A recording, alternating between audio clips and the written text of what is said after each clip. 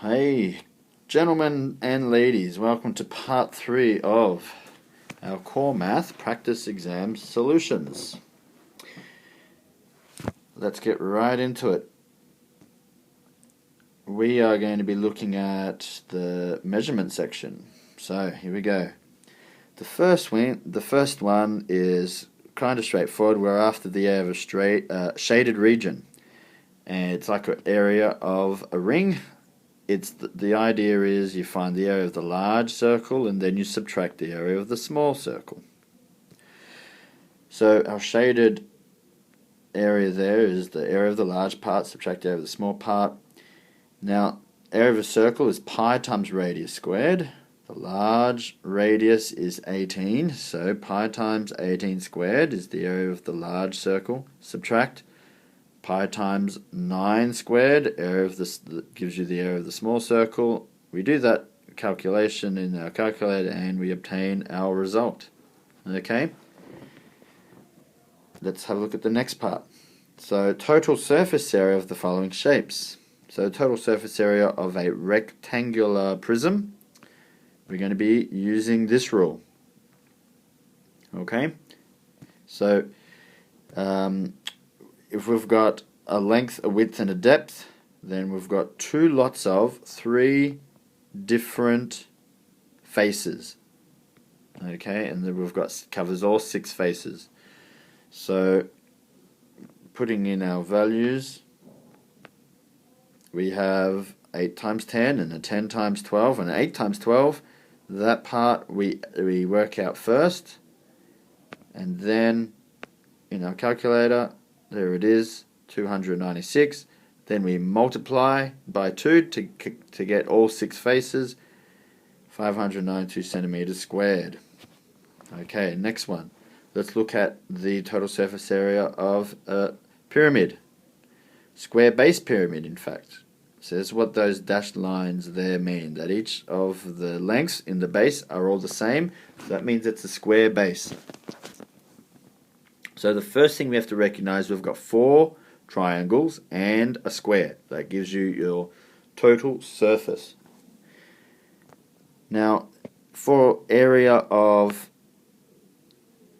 a triangle, we need this height, this bit here. Okay, that's the height of your triangle. Now, we're going to work that out using Pythagoras theorem because 16 centimeters is the slant length of our triangle. So, setting up Pythagoras theorem, we have the square root of the hypotenuse squared, 16, minus, now, the opposite and adjacent side of your right angle triangle there, if we have a look carefully, using Pythagoras theorem, it has to be a right angle triangle, so we're just using this half of the base length there, which is half of 12. So, the value we're going to be using is a 6 squared. Put that calculation in your calculator and we'll get a 14.83 centimeters. So that is the height of our triangle. Having found that, we have to use that now in our total surface area rule. So we're going to be combining 4 lots of the area of a triangle plus the area of a square base. So 4 lots of a half base times height, there's the area of a triangle, plus the base length squared.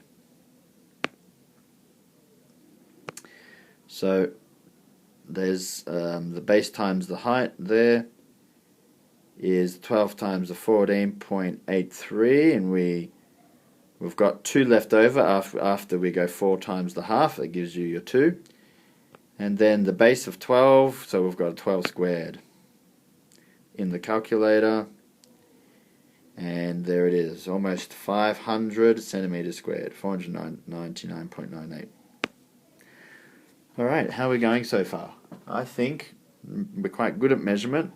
Let's continue on. Now, this is a classic problem. We've got 4 balls each with a diameter of 7, and they're placed in a cylinder. And now, what is the smallest volume the cylinder could be to hold all 4 balls, and how much unused space is in the cylinder? So, you have to picture it as there's your 4 balls. Could be 4 tennis balls. And we're going to have a cylinder type container for our 4 balls. Now the smallest cylinder is the one where the balls are going to touch the sides of the cylinder, and the lid of the cylinder at the top touches the very top part of the top ball. Okay, so we need to know some things about our cylinder. We need to know the height of the cylinder, we need to know the radius of the cylinder. So if we look carefully here, each ball has a diameter of 7 centimeters, but we've got 4 balls, so it's 4 lots of that diameter, and that's going to give you a value for height. Now the volume of the cylinder is given by this rule, pi r squared times height. So the height is 4 lots of 7 gives you 28, so that's the value for h we're going to use. And the radius, well, the radius is half of the diameter of the ball.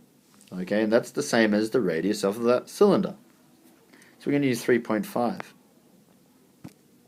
Put those values in the formula and calculate. There it is, 1077.6 centimeters cubed. So that's the volume of the cylinder, the whole container. Now we're going to fill the cylinder with 1, 2, 3, 4 balls. How much is that volume? So volume of one cylinder. We look at that formula in our formula sheet. There it is, 4 and 3 pi r cubed. And again, the radius of our sphere in this case is 3.5, so we put that in the calculator, 179.6. That's the volume of just one of our spherical balls. But we've got 4 balls, so the totes volume is 4 lots of that amount, 718.4.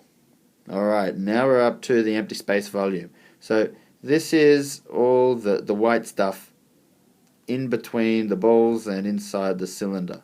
Okay, so we can work that out by starting with the total volume of your cylinder, and we subtract the volume occupied by the balls, and that gives you 359.2. There we go. Alright, moving on. Question 4. Calculate the area of these shapes. Nice simple ones, but with this problem in particular, you got to think about, I've got a different type of shape, an irregular shape, but it's made up of 2 regular shapes. One is a semicircle or half a circle, the other one is a triangle. So the first thing we need to recognize this line here that I've drawn is the hypotenuse of the triangle, but it is also the diameter of our circle, and we know for the area of a circle we need the radius. We always need half the diameter. So I have to work out what this length is, and I'm going to work it out by thinking about that's the hypotenuse of a right angled triangle, and I'm going to use Pythagoras' theorem to find the hypotenuse. So the diameter is going to be the square root of the 4 squared plus the 8 squared. There it is. Do that in the calculator and I get 8.944 as my value. There it is for my diameter. Now, the area rule is half, because we've got half a circle. Half of pi r squared, there's the area of a circle. Now, I put that in a calculation, a half times pi times my radius. My radius is half of the diameter, here it is, 4.47. So I use 4.47 squared in the calculation and I work it all out, 31.42. So that is just this area of the semicircle. I have to add on now the area of my triangle. So the second area of a triangle, half times base times height, with a base of 8 and a height of 4, gives me 16. So total area altogether, I add those two amounts, 47.42 centimeters squared. Okay.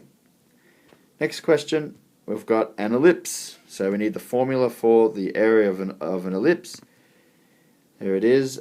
A length times the B length, that's these two, A length times the B length times pi. Put that in the calculator, and we get 31.42 centimeters squared. Okay, how'd you go? Well, we're almost there. Alright, so we've got another classic problem.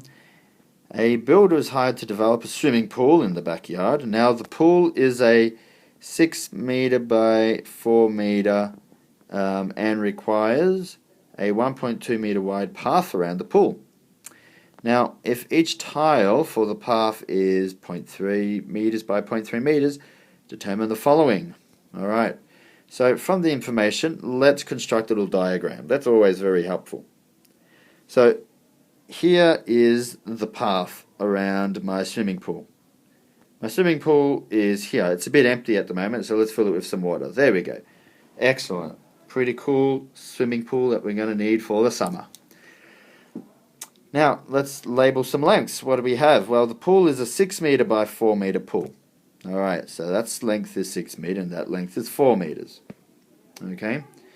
Now, we've got a 1.2 meter path around. So that means from the edge of the pool coming up, that's 1.2. Going this way, that's 1.2. Even from the other side of the pool, from the pool down to the edge of the path, that's 1.2 and so on, and 1.2. So the dimensions have been extended by 1.2 meters up and down and left and right. So how do we use that and find the total area of the path around the pool? Well, we could think about that as the area of the larger rectangle, and we're going to subtract the area of the smaller rectangle. Now, the length of the larger rectangle, we start with the 4 meters, and we're going to add on 2 lots of 1.2. So that gives you 6.4 across the top. And what about the side length here of the larger rectangle? Well, let's start with the 6, and we're going to add on 2 lots of 1.2. Yep, there it is, 8.4. So the totes area, we get the area of the large rectangle, subtract the area of the small rectangle. And we get 29.76 meters squared. So that's the area of the path. Alright, find how many tiles would be required to construct the path. Well, the little tiles that we're going to cover the path with are little rectangles in themselves. So imagine covering the whole path with these little rectangles, and each is a 0.3 meters by 0.3 meters. So this little rectangle, let's work out its area. So the area of this little tile, this little guy right there, well, 0.3 times 0.3 of a meter gives you 0.09 meters squared. Okay, how much of, the question asks, how many tiles would be required to construct the path? Well, you've got to think about how many times does this little area fit inside this bigger area. Now that's a division problem. Start with the larger number, the total area, and we're going to divide by the area per tile. So there's the total area of the path, and we divide by the area of the tile, and we get 330.67 in your calculator. So how many whole number of tiles do we need to cover the full area of the path? Well, we need that little one more whole tile to make up that 0.67 fraction. So we've got a total of, rounding up, 331 tiles. So make sure you round up for that question to get the whole number of tiles. Oh, wow, we've done well. What's next? Simultaneous equations.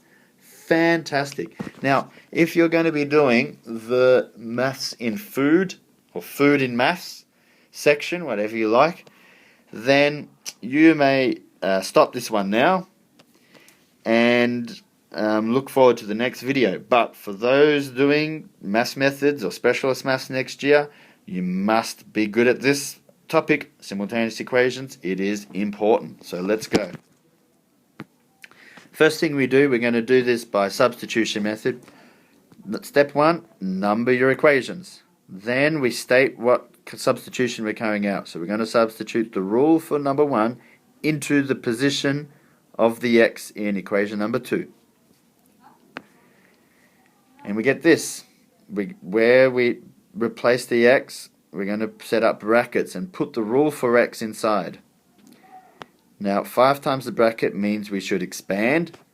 5 times the 4 and 5 times the 2, negative 2y. There it is. Collect like terms. It gives you a negative 12y, and that positive 20 there, we're going to subtract that positive 20 over onto the right hand side away from the 32. So we get a 12. Now let's divide by 12, and we're going to get a negative 1. Negative 1. That's better. Okay. Let's keep it going. Alright. So we're going to head and sub this y equals negative 1 into our rule, into equation number 1. And we'll end up now from there with x equals a 4 minus 2, substitute in negative 1, and we get x equals 6. Okay? Okay, so once you get the values for both x and y, it's good to just finish off your answer just by stating the coordinate like this. So you put the x first and then you put the y next. So there's the result for the first one. Okay, next question, part B. Okay, so this one we're not going to do a substitution method because their x and y's are both on the left hand side. We're going to use elimination method. So again, number your equations.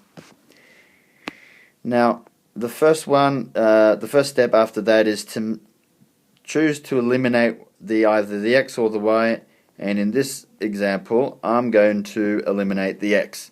So I have to get the coefficient of x to be the same, and I can only do that by making one of the equations so many times bigger so I can match the coefficients.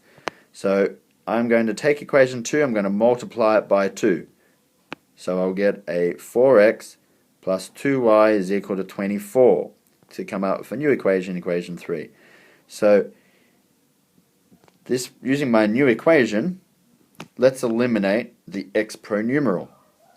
And I'm going to start with equation 3 and I'm going to subtract equation 1. That's the little subtraction that I'm going to set up in order to carry out my elimination. So I write down equation 3. On top, underneath, I write down equation 1. There it is. And I'm going to subtract them. And writing it like this is just now a simple subtraction of the columns. So the x's subtract to go to 0, but our 2y subtract the negative y. Remember here we're doing a subtraction of the negative y.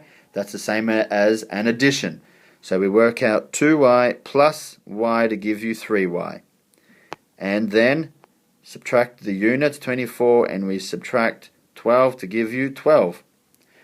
And we got a new little equation. 3 times what number gives you 12? Well, that means y must equal to be 4. Alright, so that's one of the values. Now, we're going to use y equals 4, and we're going to substitute y equals 4 into equation 1, way back here. That gives you a 4x, take 4 is equal to 12, and we've got a little equation we can solve for x. Okay, x equals to 4. Not too bad. And then finally we're going to state our solution. There it is, 4. Alright, there's simultaneous equations. Hope everyone did well there for those two examples. Now let's look at a worded problem. So we've got this money box. Okay, a money box contains only 10 cents and 20 cent pieces. Now there are 54 coins all together, and it totes $8.60. Now, how many of each coin are there? So the first thing to do with these worded problems is reading this question at the end, how many of each coin are there? Well, the unknowns of that question are the number of coins. So we've got 10-cent coins and 20-cent coins. So let's define the unknowns with our variables. A variable x is going to represent the number of 10-cent coins. And then variable y is going to represent the number of 20-cent coins. Okay. Now, let's come back to the information in the question and let's interpret it to form equations. 54 coins all together. So that means if I add my x, my number of 10-cent pieces, and I add my number of 20-cent pieces, I'm going to get 54 coins. So I can write it as x plus y is equal to 54. Okay. Then what about the value, looking at the cost? Well, I have to use the values of each type of coin, 10 cents and 20 cents. So I go 10 cents lots of coins plus 20 cents lots of coins gives you 860 cents all together. Okay, let's employ one of our methods to solving the simultaneous equation. So we're going to use elimination method, number your equations. Let's go ahead and eliminate the x. So let's take equation number 1 and multiply it by 10 to get this new equation here. Now my x terms are the same size coefficient. So the little subtraction problem I'm going to do is I'm going to take equation number 2 and I'm going to subtract equation number 3. Write it as a little subtraction problem with each equation on top of the other, like that. Good. Now, x terms eliminate. 10 subtract 10 is 0, but what about the y terms? 20 subtract 10 gives us 10y, and 860 subtract 540 is 320. Cool. Divide by 10 and we get y is 32. 32 amounts of 20-cent pieces, 20-cent coins. Okay, so keep going. We're going to sub y equals 32, substitute y equals 32 back into one of the equations, into equation number 1. This one here, x plus y equals 54. That's the easiest one to use because there's no multiplications I have to carry out. So x plus 32 gives 54, so that means x is 22. There it is, and state your coordinate at the end. Fantastic. And we are done. Yes, next video we're going to do a quick review of the food in maths questions for those working on this section, and we are done with the practice exam in full. So congratulations everyone, keep studying and ask your teacher some questions if you're unsure.